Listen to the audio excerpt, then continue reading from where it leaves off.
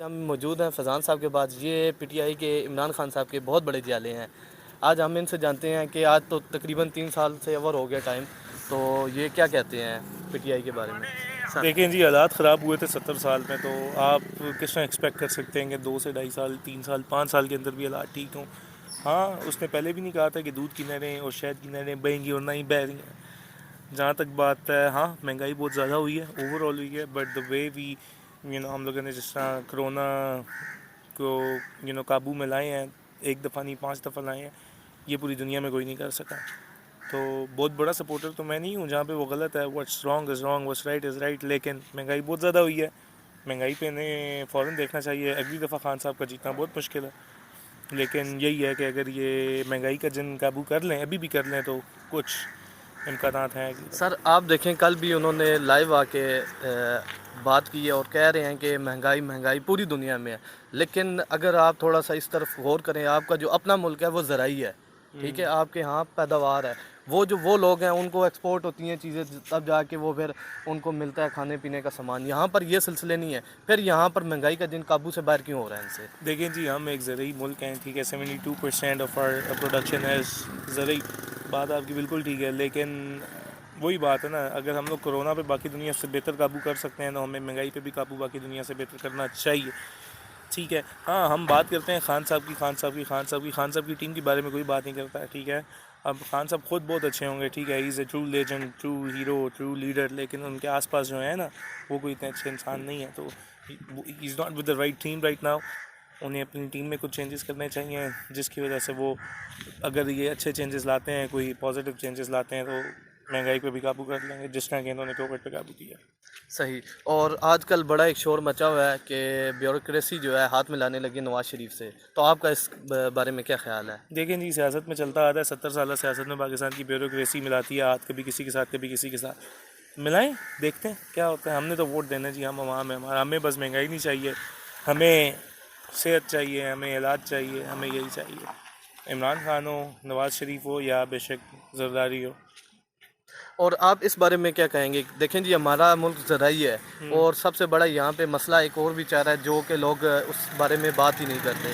सबसे बड़ा एक और मसला ये है कि यहाँ पर ज़राई ज़मीनों पे, आपकी ज़राई ज़मीनों पे आप देखें सोसाइटीज़ बनाई जा रही हैं, ज़राअत आप ख़त्म किए जा रहे हैं। आप कहाँ जा रहे हैं, आप किस तरफ फ्लाई करें, आप क्या कहना चाहेंगे इस बारे में। सर, हम जा रहे हैं इस टाइम एक तबाही की तरफ, ठीक है। आप इस चीज़ से अंदाज़ा लगा लें, हमने 4 दफ़ा ये जिक्र किया है कि हम ज़रूरी मुल्क हैं, ठीक है, और हमारे इधर खाद इस टाइम किसानों को मिल नहीं रही है।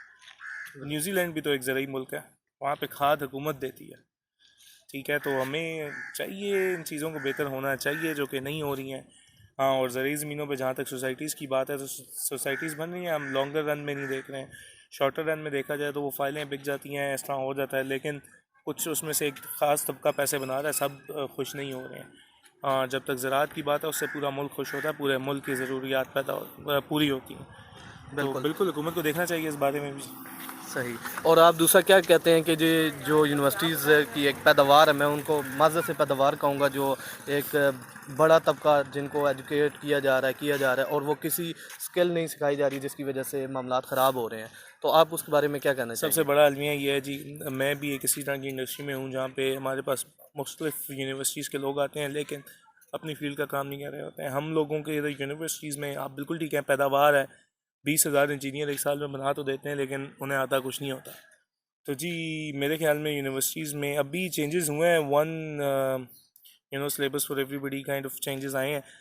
हुनर की तरफ ज़्यादा लेके जाना चाहिए। अब मैं एक बस ऐसे इंजीनियर को रिकमेंड नहीं करूँगा कि जिसे साइंस का कुछ ना पता हो, ऐसे अकाउंटेंट को रिकमेंड नहीं करूँगा जिसको एक्सेल ना आती हो, ठीक है।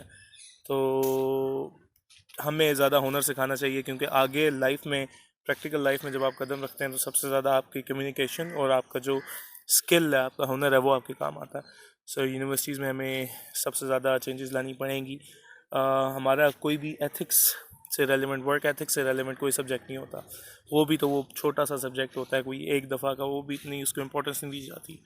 तो जहाँ तक वर्क एथिक्स की बात है, बाकी जिन कौमों ने तरक्की की है, उन्होंने अपने वर्क एथिक्स में तरक्की की है। सो हमें अपने वर्क एथिक्स पे काम करना पड़ेगा।